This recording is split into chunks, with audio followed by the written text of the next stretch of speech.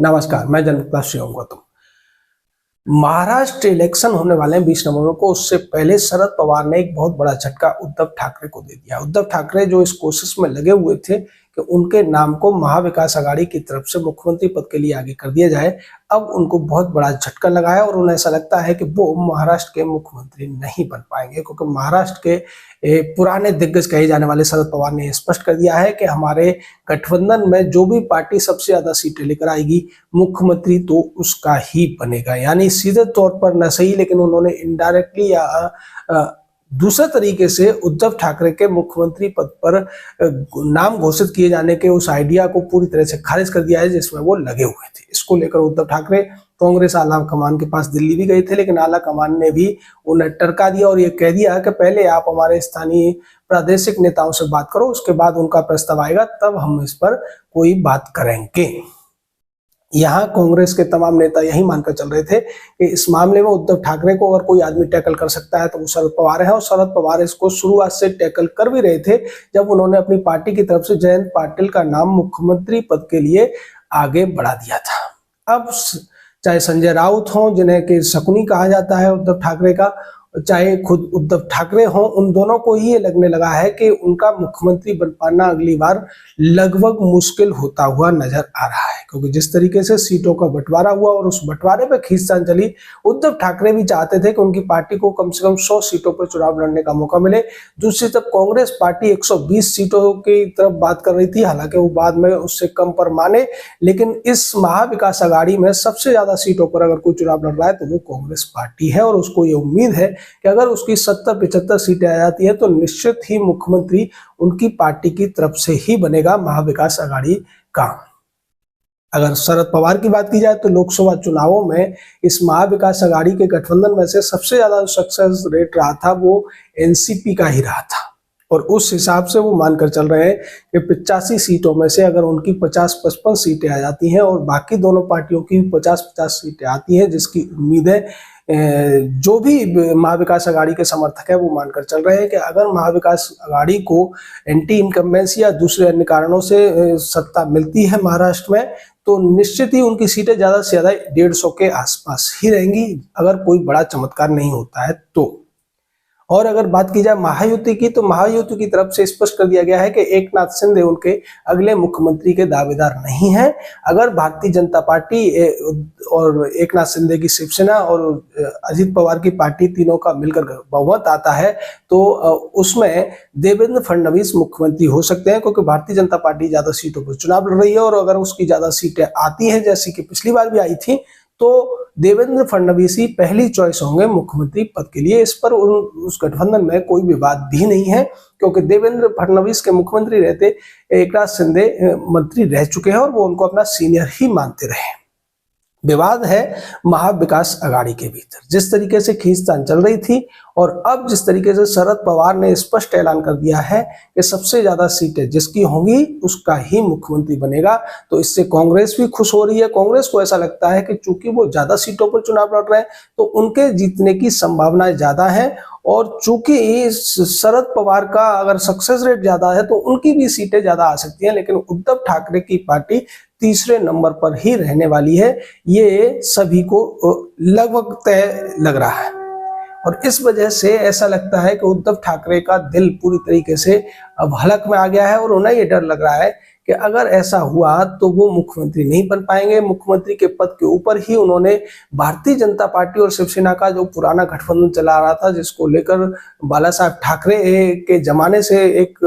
लगभग तय नीति मानी जा रही थी, उसको भी उद्धव ठाकरे ने दांव पर लगा दिया था। बाला साहब ठाकरे के सिद्धांतों को दांव पर लगा दिया था, लेकिन उन्होंने किसी भी हालत में मुख्यमंत्री पद प्राप्त करने के लिए उन पार्टियों से गठबंधन किया जिनका बाला साहब ठाकरे विरोध करते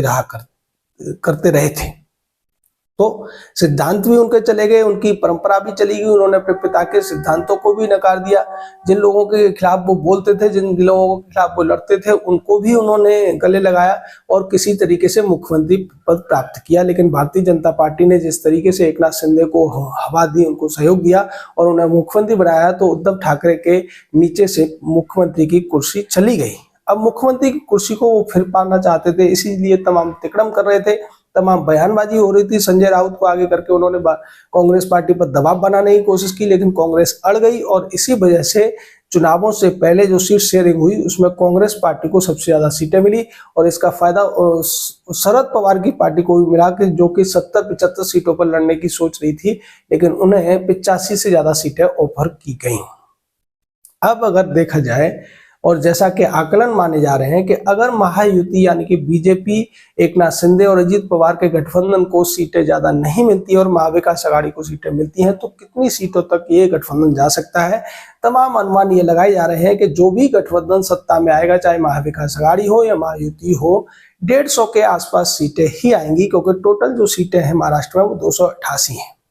और इस 288 में से जो बहुमत का आंकड़ा है वो 144-45 के आसपास बैठता है।